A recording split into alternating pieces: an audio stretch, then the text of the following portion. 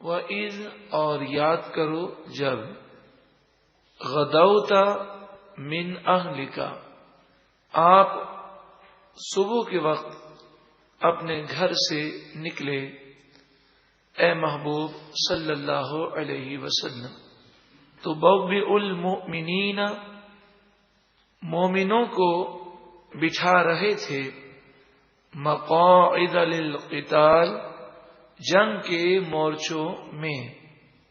غزوہ احد کا ذکر ہے جب نبی کریم صلی اللہ علیہ وآلہ وسلم کو یہ اطلاع ملی کہ کفار مکہ احد کے میدان میں اتر گئے ہیں اور غزوہ بدر کا وہ بدلہ لینے کے لیے آئے ہیں.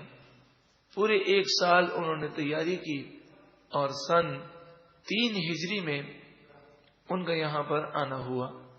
جب نبی اکرم صلی اللہ علیہ وآلہ وسلم کو اس کی اطلاع دی گئی تو آپ نے مسلمانوں سے مشورہ کیا. بعض مسلمانوں نے یہ کہا کہ ہم مدینے میں رہ کر ان کا دفاع کریں اور بعض جوشیلے مسلمانوں نے کہا کہ مدینے سے باہر نکل کر ہم احد کے میدان میں ان کا مقابلہ کریں. نبی کریم صلی اللہ علیہ وآلہ وسلم ہتھیار پہن کر باہر تشریف لائے تو جنہوں نے یہ مشورہ دیا تھا کہ ہم باہر نکل کر احد کے میدان میں مقابلہ کریں انہیں یہ خیال ہوا کہ کہیں نبی کریم صلی اللہ علیہ وآلہ وسلم نے ہماری رائے کی وجہ سے ایسا نہ کیا ہو تو عرض گزار ہو یا رسول اللہ صلی اللہ علیہ وسلم ہم نے جو رائے دی تھی یہ ہماری رائے تھی فیصلہ آپ کے اوپر ہے. آقا جہاں صلی اللہ علیہ وآلہ وسلم نے ارشاد فرمایا کہ میرا ہتھیار پہننا یہ حق ہے اور پھر آپ جہاد کے لیے روانہ ہوئے. قرآن مجید فرقان حمید نے محبوب کریم صلی اللہ علیہ وآلہ وسلم کی اس ادا کو بیان کیا. وَإِذْ اے محبوب یاد کیجئے غدوتا جب آپ صبح کو نکلے من اہلک اپنے گھر سے میدان جنگ کی طرف آپ روانہ ہو رہے ہیں اور پھر میدان جنگ میں پہنچ کر تبوئ المؤمنین مقاعد للقتال مومنوں کو جنگ کے مورچوں میں آپ بٹھا رہے تھے اور صفیں ترتیب دے رہے تھے. اس منظر کو قرآن مجید فرقان حمید نے بیان فرمایا. تو یہ بات تو آپ جانتے ہیں محبوب کی ادا بھی پیاری ہوتی ہے. اللہ تبارک و تعالی کی مشیت ہے کہ اس نے نبی کریم صلی اللہ علیہ وآلہ وسلم کو اپنا محبوب بنایا جیسے ابراہیم علیہ الصلوۃ والسلام کو اپنا خلیل بنایا. واللہ سمیع علیم اور اللہ سننے والا علم والا ہے. اس وقت لشکر میں 300 منافقین بھی شامل تھے. 1000 کا لشکر تھا 700 مومنین تھے اور 300 منافقین تھے. ان کا نفاق ابھی ظاہر نہیں ہوا تھا یعنی عام لوگوں کے سامنے ان منافقوں کا نفاق ظاہر نہیں ہوا تھا. ان کا سردار عبداللہ بن ابی تھا. عبداللہ بن ابی نے یہ پلاننگ تیار کی اور کہا کہ میں نے تو کہا تھا کہ باہر نکل کر جنگ نہ کرو, اب یہ باہر نکلے ہیں تو اب ہم انہیں مزہ چکھائیں گے.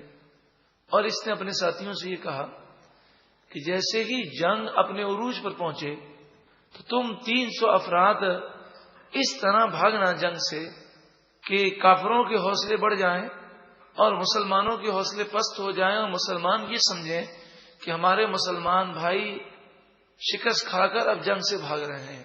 اس طرح دوسرے مسلمانوں کے حوصلے بھی پست ہوں گے اور وہ دیکھا دیکھی وہ بھی بھاگنا شروع کر دیں گے. ایسا ہی اس نے کیا اور عین جنگ کے دوران 300 افراد لشکر کی مختلف جگہوں سے نکل کر بھاگے. تو مسلمانوں کو اللہ تعالی نے بھاگنے سے محفوظ فرما لیا. صرف 2 مسلمانوں کے گروہ تھے بنی حارثہ اور بنی سلمہ جو لشکر کے بازو تھے. انہیں شیطان نے لغزش دینے کی کوشش کی اور ان کا دل چاہا کہ وہ بھی بھاگ جائیں. خوف ان پر طاری ہوا لیکن اللہ تعالی نے انہیں بھاگنے سے محفوظ فرمایا اور انہیں ایمان کی مضبوطی عطا فرمائی. ارشاد فرمایا اذ یاد کرو جب ہمت طائفتان منکم تم میں سے دو گروہ نے جب ارادہ کیا، بنی حارثہ اور بنی سلمہ، ان تفشلا، انہوں نے یہ ارادہ کیا کہ وہ بزدلی دکھا کر بھاگ جائیں، واللہ ولیہما، اور اللہ نے ان دونوں گروہ کو بھاگنے سے محفوظ فرما لیا۔ اب مسلمانوں کو نصیحت کی جاتی ہے، سمجھایا جاتا ہے کہ اگر 300 افراد بھاگ گئے تو کیا ہوا؟ تمہارا بھروسہ تو اللہ کی ذات پر ہونا چاہیے، چاہے میدان جنگ سے سارے بھاگ جائیں۔ وَعَلَى اللَّهِ فَلْيَتَوَكَّلِ الْمُؤْمِنُونَ، اور اللہ ہی پر مومنوں کو بھروسہ کرنا چاہیے۔ اب اس جنگ کے اندر مسلمانوں کو فتح ہو گئی۔ فتح جب ہو گئی تو مسلمان مال غنیمت حاصل کرنے لگے اور کافروں کو پکڑ پکڑ کر گرفتار کرنے کے لیے دوڑے، یعنی کافروں کا انہوں نے پیچھا کیا۔ نبی کریم صلی اللہ علیہ وآلہ وسلم جس طرف جہاد کر رہے تھے، مسلمانوں کے لشکر کی پیٹھ کے پیچھے ایک پہاڑی درہ تھا، ایک پہاڑی چٹان تھی۔ وہاں پر نبی کریم صلی اللہ علیہ وآلہ وسلم نے 50 تیر اندازوں کو مقرر فرمایا۔ عقیدہ جہاں صلی اللہ علیہ وآلہ وسلم کے بارے میں مورخین متفق ہیں کہ نبی کریم صلی اللہ علیہ وآلہ وسلم کی جنگی حکمت عملی ایسی ہوا کرتی کہ بڑے سے بڑا سپہ سالار بھی آپ کی جنگی حکمت عملی تک نہیں پہنچ سکتا۔ تو آپ نے جنگی حکمت عملی یہ اختیار فرمائی کہ 50 تیر اندازوں کو فرمایا، اس پہاڑی چٹان پر کھڑے رہو اور تمہارا رخ مسلمانوں کی طرف نہیں ہوگا، تمہارا رخ مدینے کی طرف ہوگا، تاکہ پیچھے سے کوئی گھوم کر حملہ نہ کر دے۔ اب مسلمان کافروں کی طرف رخ کر کے جنگ کر رہے ہیں اور پیٹھ پیچھے 50 تیر انداز مقرر ہے۔ کافر بھاگنے لگے تو وہ جو 50 تیر انداز تھے اس میں سے تقریباً 40 تیر اندازوں نے درے سے اتر کر ان کافروں کا تعاقب شروع کر دیا تاکہ انہیں گرفتار کریں اور مال غنیمت حاصل کریں۔ حضرت عبداللہ بن جبیر رضی اللہ تعالیٰ عنہ ان 50 تیر اندازوں کے امیر تھے۔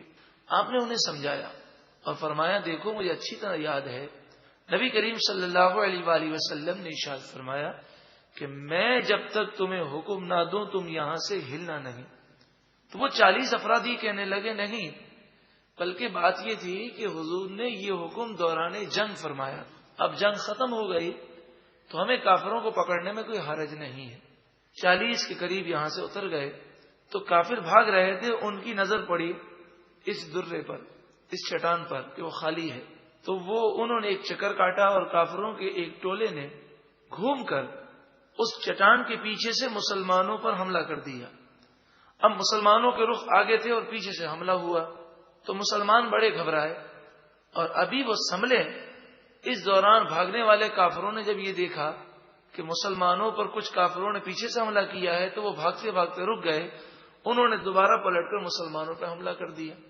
اب دونوں طرف سے مسلمانوں پر حملہ ہو گیا اور بیچ میں مسلمان بری طرح پس گئے، 70 مسلمان شہید ہو گئے اور تقریباً جتنے مسلمان تھے سب زخمی ہو گئے، یہاں تک کہ نبی کریم صلی اللہ علیہ وآلہ وسلم کے دندان مبارک شہید ہوئے، آپ کے چہرے مبارک پر زخم آئے، اور شیطان نے یہ افواہ پھیلا دی کہ نبی کریم صلی اللہ علیہ وآلہ وسلم شہید ہو گئے۔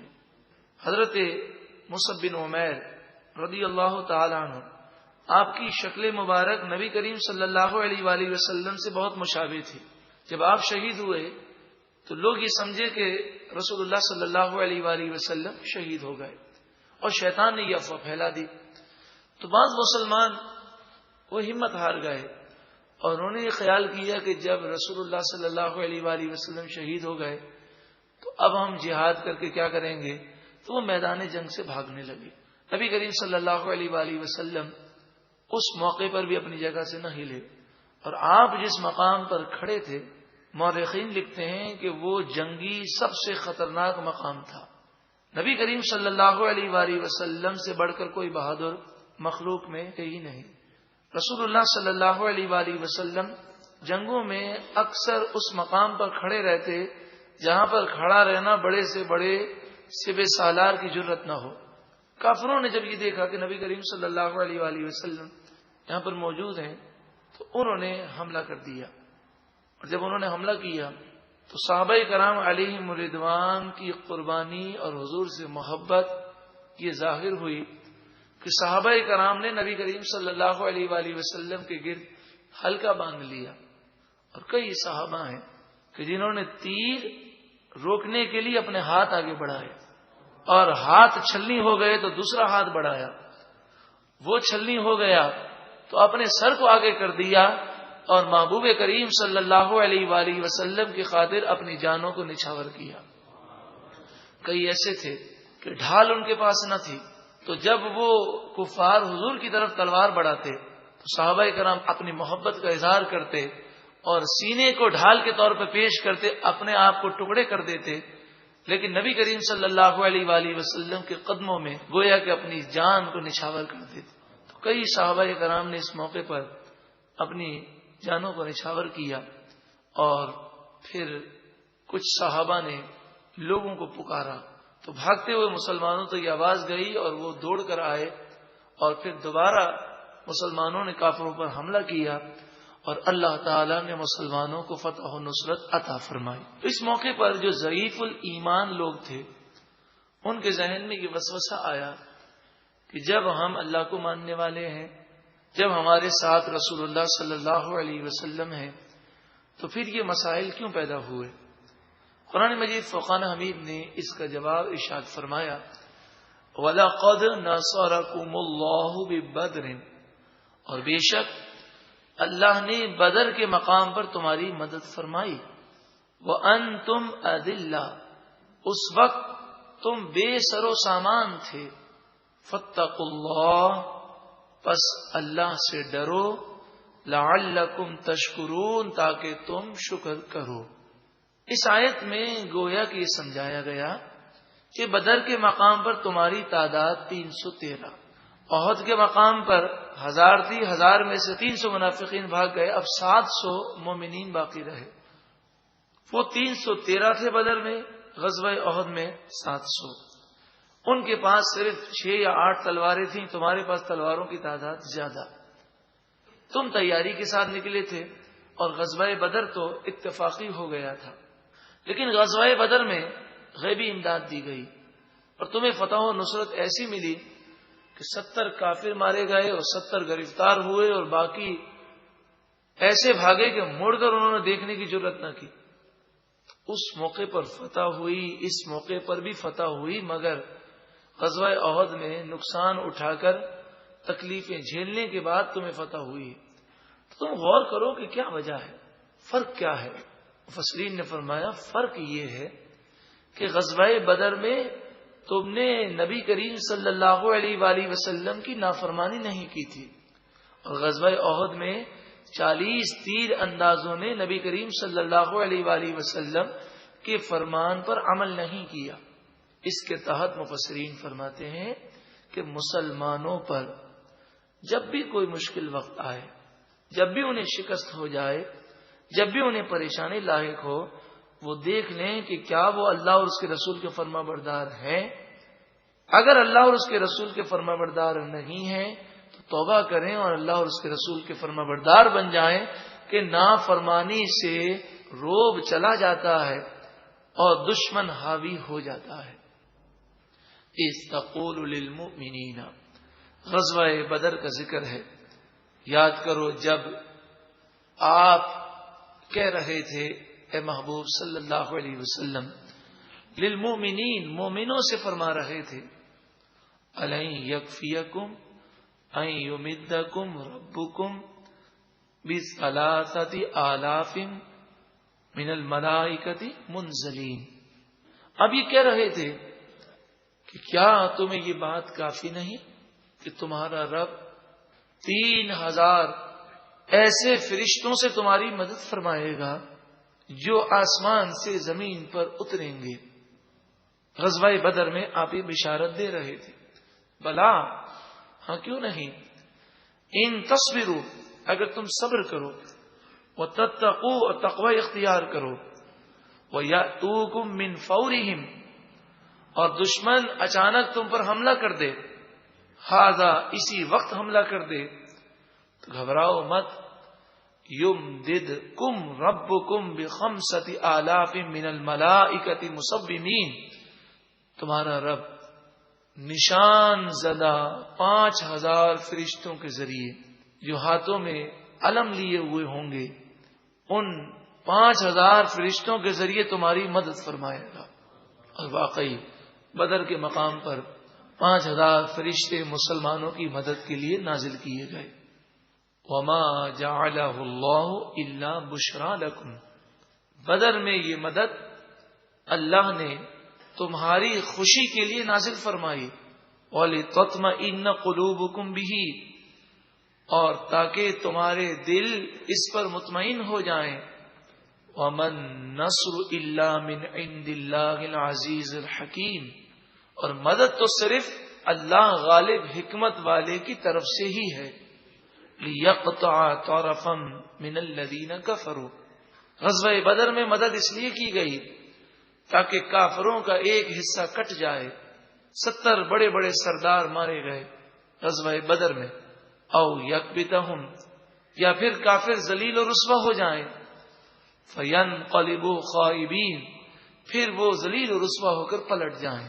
تو واقعی ایسا ہوا کہ جو کافر گرفتار بھی نہ ہوئے اور جو قتل بھی نہ ہوئے، وہ جب بھاگ کر مکے گئے تو چاروں طرف سے انہیں ملامت کی گئی اور ان کا روب و دبدبہ ختم ہو گیا۔ لیس لک من الامر شیء، ایک قاعدہ بیان کیا جا رہا ہے، ذاتی اختیار صرف اللہ کے دست قدرت میں ہے، بندے کا کام تو کوشش کرنا ہے۔ لیس لک من الامر شیء، معاملے کا کچھ ذاتی اختیار تمہیں نہیں۔ او یتوب علیہم، اللہ تعالی چاہے تو کافروں کو توبہ کی توفیق دے، او یعذبہم، یا انہیں عذاب دے، فإنہم ظالمون، پس بے شک وہ کافر ظالم ہیں۔ تو غزوہ بدر کا ذکر کر کے مسلمانوں کو سمجھایا گیا کہ اس وقت مدد آئی تھی، تم رسول اللہ کے فرما بردار تھے، اور اس وقت جب تم میں سے 40 افراد نے لغزش کی تو تمام لوگوں پر یہ پریشانی آ گئی۔ اس سے معلوم ہوا کہ چاہیے کہ تمام مسلمان خود بھی اللہ اور اس کے رسول کی فرمانبرداری کریں اور دوسروں کو بھی اس کی تلقین کریں۔ وَلِلَّهِ مَا فِي السَّمَاوَاتِ وَمَا فِي الْأَرْضِ، اور اللہ ہی کے لیے جو کچھ آسمانوں میں ہے اور جو کچھ زمین میں ہے۔ يَغْفِرُ لِمَن يَشَاءُ، وہ جسے چاہے بخش دے، وَيُعَذِّبُ مَن يَشَاءُ، اور جسے چاہے عذاب دے۔ واللہ غفور الرحیم، اور اللہ بخشنے والا مہربان ہے۔ رحمت کا ذکر ہے اور عذاب کا ذکر ہے، اور پھر اس بات کا ذکر ہے کہ اللہ تعالیٰ بخشنے والا مہربان ہے۔ تو اب اگلے رکوع میں اللہ سے ڈرنے اور خصوصاً سود سے بچنے کا حکم دیا گیا۔ وَإِذْ، اور یاد کرو جب غدوتا من